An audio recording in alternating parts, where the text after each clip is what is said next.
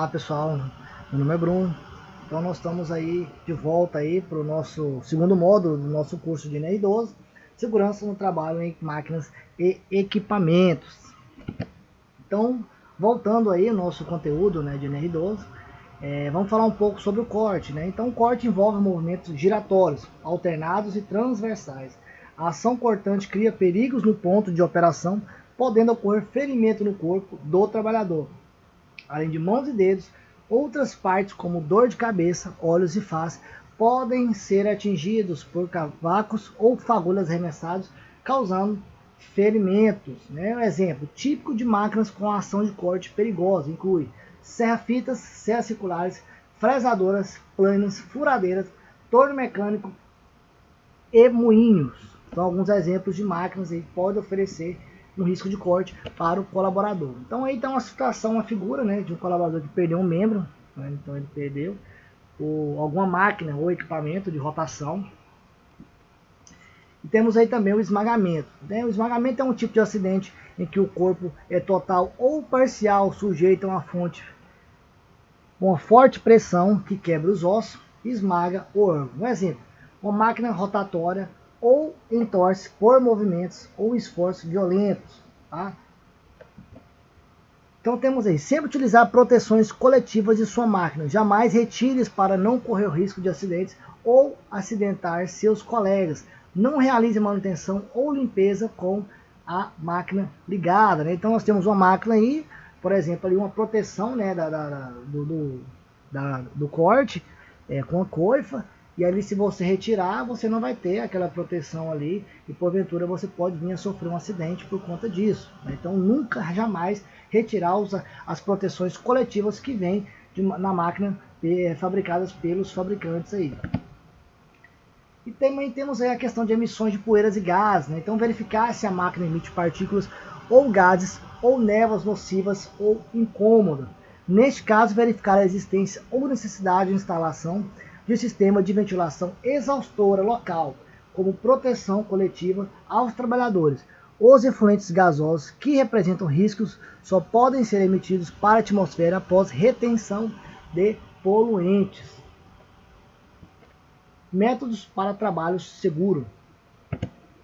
Então, o conjunto das três primeiras etapas da apreciação do risco funciona da seguinte forma. Primeiro, determinar os limites, identificar os fenômenos perigosos, estimativa de risco, e com isso nós conseguimos fazer uma análise completa dos riscos dentro do ambiente de trabalho. E a eliminação da maioria dos riscos de origem mecânica pode ser obtida na concepção das máquinas, respeitando distâncias mínimas de segurança. Né? Então nós respeitamos distância mínima, podemos já diminuir bastante o risco dentro do meu ambiente de trabalho. Determinação dos limites de máquinas ou equipamentos. O primeiro passo para a abordagem de gerenciamento do risco é aquele onde o projetista ou empresa deve determinar os limites da apreciação do risco. Nesta fase, deve ter informações para documentar as condições em que a máquina será utilizada. Os fenômenos perigosos estão na origem de todas as situações de risco. Exposto a um fenômeno perigoso, o trabalhador está em uma situação de risco de ocorrência de um evento perigoso poderá levar a lesões e o acidente. Portanto, a identificação dos fenômenos perigosos é uma das etapas mais importantes no processo. E também nós vamos falar um pouco sobre estimativa de risco, que consiste em estabelecer uma relação entre as diferentes situações perigosas identificadas. Uma comparação relativa entre essas situações será em seguida possível e usada, por exemplo, para estabelecer uma prioridade de ação. E aí nós temos a permissão de trabalho, né? A PT. A PT é uma autorização dada por escrito e um documento próprio para a execução de qualquer trabalho de manutenção, montagem, desmontagem, construção, reparo ou inspeção de equipamentos a ser realizado na área industrial.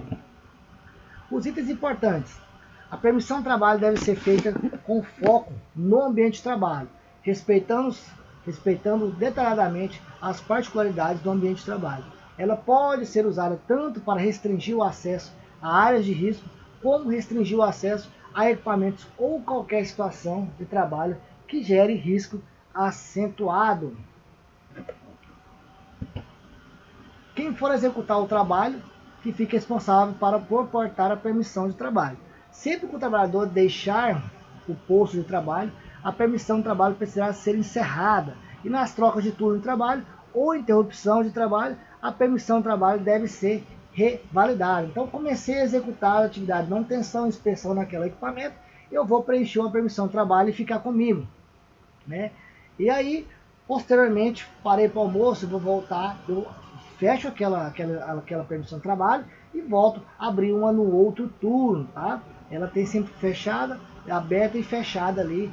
Por quê? Porque os seus riscos podem mudar a qualquer momento, dependendo do seu turno de trabalho. O formulário de permissão de trabalho precisa ficar arquivado na empresa, afinal, ele é uma prova que as áreas de risco têm acesso controlado e que as empresas se preocupam também com o controle de riscos.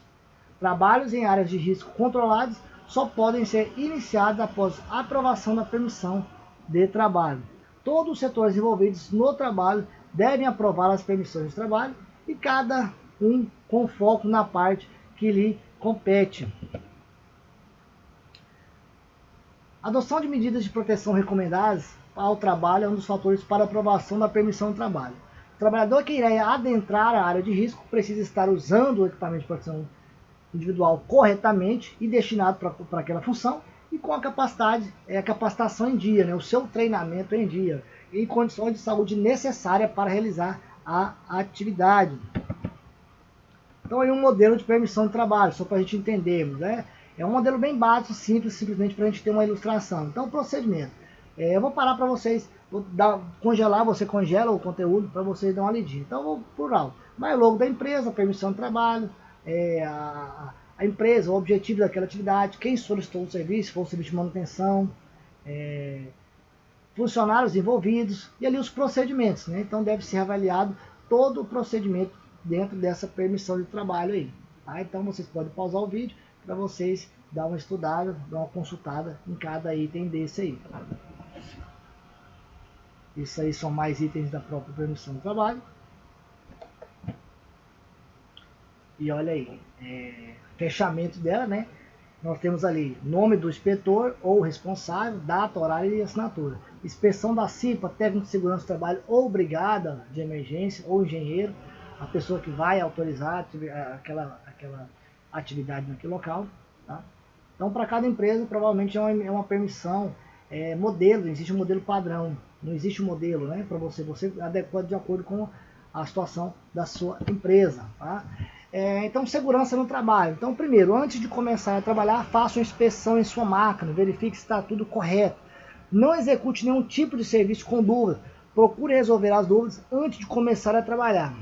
Local de trabalho. Não é local de brincadeira, de ficar distraído. Preste atenção no que você está fazendo. Sempre utilize as proteções coletivas de sua máquina. Jamais retire-as para não correr o risco de acidente ou acidentar os seus colegas. Então, seguindo todos esses procedimentos de segurança, com certeza você vai ter um ambiente de trabalho saudável, seguro e sem ocorrências de acidentes. Então, segurança do trabalho relacionado às proteções. As proteções de máquinas e equipamentos devem, primeiro, evitar o contato. Uma proteção deve impedir que o trabalhador possa entrar em contato com um perigo. Isto inclui braços, pernas e dedos. A abertura das proteções entre as máquinas deve ser pequeno, o suficiente para que uma pessoa não pode entrar em contato com qualquer perigo dentro da máquina. Inibir sua remoção. A remoção desses equipamentos ela não deve ser fácil, né? Não deve ser fácil de remover nem burlar a remoção desses equipamentos aí de proteção coletiva. As proteções fixas ligadas às máquinas devem exigir ferramentas para sua remoção. Se você não tem certeza sobre as diretrizes de segurança apropriadas para cada tipo de máquina e equipamento, contrate uma pessoa ou uma empresa especializada para adequação de suas instalações. É importante ressaltarmos que a proteção não deve criar o seu próprio risco. A instalação de uma proteção não deve criar perigos adicionais. E as proteções fixas são as proteções de difícil remoção, fixadas normalmente no corpo ou estrutura da máquina e essas proteções deverão ser mantidas em sua posição fechada, sendo difícil remoção, fixadas por meios de solda ou parafusos, tornando sua remoção ou abertura impossível, sem o uso de ferramentas.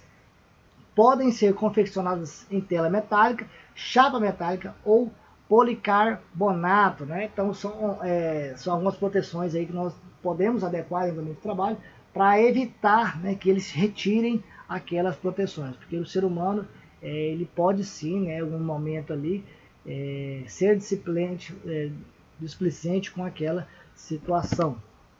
Então essas proteções, agora falando um pouco sobre proteções móveis, essas proteções geralmente estão vinculadas à estrutura da máquina ou elemento de fixação adjacente, que pode ser aberto sem o auxílio de ferramenta.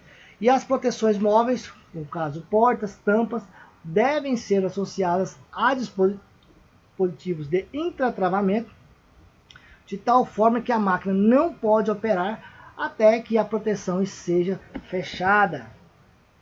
Se a proteção é aberta e a máquina está operando, uma instrução de parada é acionada. Quando a proteção é fechada por si só, não reinicia a operação, devendo haver comando para continuação do ciclo.